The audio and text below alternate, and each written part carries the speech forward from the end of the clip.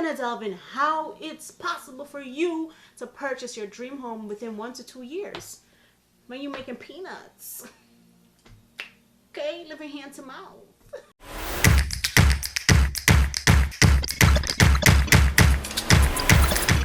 Hey, what is up, guys, and welcome back to the channel, and welcome to another Money Mondays. Yes, Money Mondays is basically a segment on my channel where we talk and learn how to build financial security, accomplish our entrepreneurial goals, and leave a legacy for our children's children. All right, so today we're going to be discussing how to buy your dream home when you're really making that much money. How to buy your dream home when you have no savings, your income is pretty limited. In this situation, I'm gonna be real specific, when you're making nothing more than $750 a month. All right, so for the first step of this, you're gonna need to go ahead and check out this video right here up in the cards. You can go ahead, check out that video, then come back to this one. This video here will give you the fundamentals on how to build your credit, because credit is going to be a major player, the most important player, not even how much money you have. Credit is the major player in this. So check out this video, learn how to build your credit from 0 to 750 and above within 3 to 6 months. If you already have a credit history but your credit is just bad, I'll be making another video on how to move from bad credit to good credit, but go ahead and check out this video. Some pretty useful tips here. All right, so after you've done that, the next thing you're going to need to do on this journey of acquiring your dream home is saving. Now, you're making $750 a month. You barely have enough money to pay your rent. You probably living in your mama's house. You paying your phone bills. You have no extra money to spare. Now, the most important thing that's going to come into play here is something that comes around every year: tax season. All right, so we are going to use our tax returns to save up for the down payment for our house. Now, income-wise, you have no extra, but you know, come tax season, you get a little bit of something coming in. Don't touch it. Put it aside, leave it on the bank, leave it on your grandmama's mattress. Save every single penny of that, and depending on your family situation, give an example of myself and my family. At that time when we were looking to purchase our first home, it was just my husband, myself, and my oldest son. My husband was the only one working, $750 a month only in income, but because of our family situation with a child, our tax return the first year was about like $5,000, something around there. So how long you will need to save your tax returns will depend on the price of the home you're looking to buy. So figure out your price range of what you're looking for, then you can know how long you need to save. Now, my recommendations are, if you're gonna buy your first home, you don't need to go super expensive. You can have a nice home in a great neighborhood, but where the taxes and livability and stuff like that is pretty low. All right, I'm joking.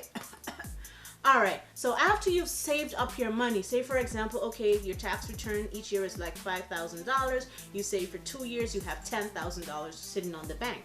Now, you're gonna need to figure out the loan type, because you're gonna need to pre-qualify for a loan before you can even start looking for a house. But first, what you need to do is start doing some research into loan types. Now, there are 2 types of loans I want to recommend to you, especially if this is going to be your first home, which is the FHA, which is the first time home buyers loan.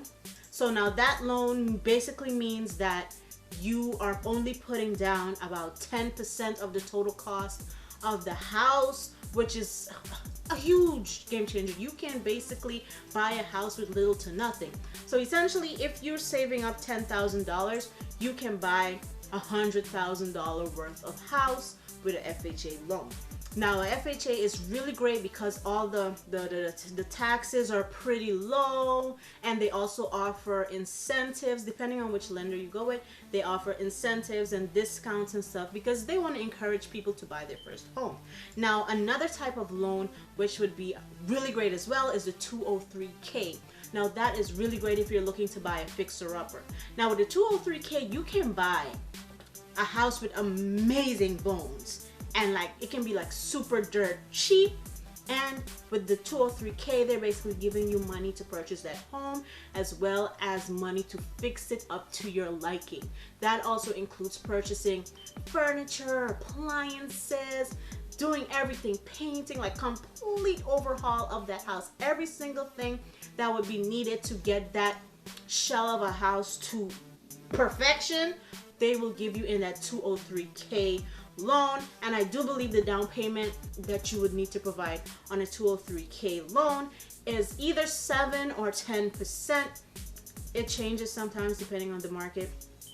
Either 7 or 10%. So basically you're getting best of both worlds. You're getting a first time home buyer loan down payment amount, which is like mwah, and they're giving you money to fix up your house. So you can, with this type of loan, you can buy a larger property, but maybe it's not move-in ready, you know, but you can fix it up to your liking. So the next thing you'll need to do after you figure out the loan situation and what you want to do is get pre-qualified. Reach out to lenders and see what they can pre-qualify you for. Now with this, that's why it's so important to save before you start reaching out to lenders, because they will require to see bank statements and stuff like that to know that, hey, she got the money, like she ain't just talking out the side of her neck. They want to make sure you have money and you're ready to buy. Now, I will give a suggestion. Please stand by. Story time to follow. Don't go with Quicken Loans, honey. Do not choose Quicken Loans. They talk a big game. They offer competitive rates, this, da, da, da, da, da. But Quicken Loans, the process of getting there will be so smooth, but I'm going to tell you, like, a few weeks before your closing, they will drop you from that loan if they just don't like something that, you know. For example, I'm going to give you an example with me and my family. We were living in New Jersey at the time and we wanted to move to Pennsylvania. So my husband's job was about 30 minutes from our house in Jersey. It would have been about 2.5 to 2.5 hours from the property we were looking to purchase in Pennsylvania.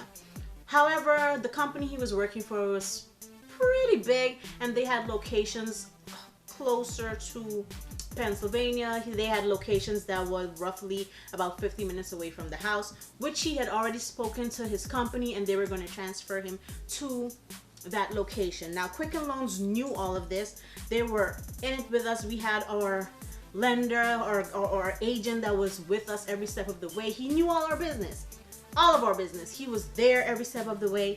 But a month into the process, a month to the closing, he actually went behind our back and called our realtors and said, we don't have money to pay for the house and stuff like that, so what are we really doing? Which is highly unprofessional because clearly we did have the funds. So after we proved to him that, hey, yes, we do have the money, what are you saying? He came with another sidebar talking about yeah, your husband's job is like 2 hours away from the property, da da da da da. We explained to him, no, he's being transferred 2 weeks before the date of closing to the new location.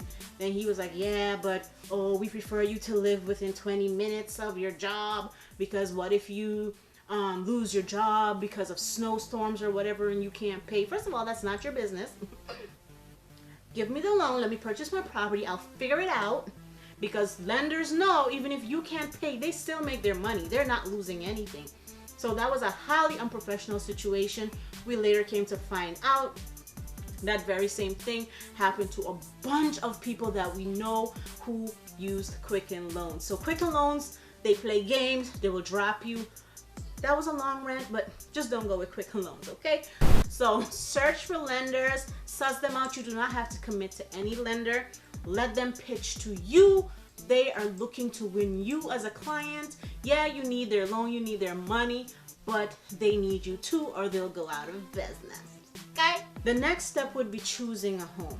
Now, I can go on and on about this, but I'm not going to go on and on about the aesthetics and stuff like that. That's up to you. That's your choice.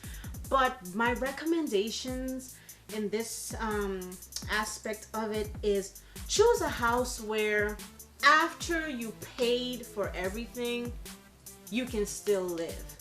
Don't just buy the house and know, like, with your income, it will be impossible for you to pay the mortgage and stuff like that. You need to balance the city taxes, state taxes, school taxes, and all of that, cost of living in the region.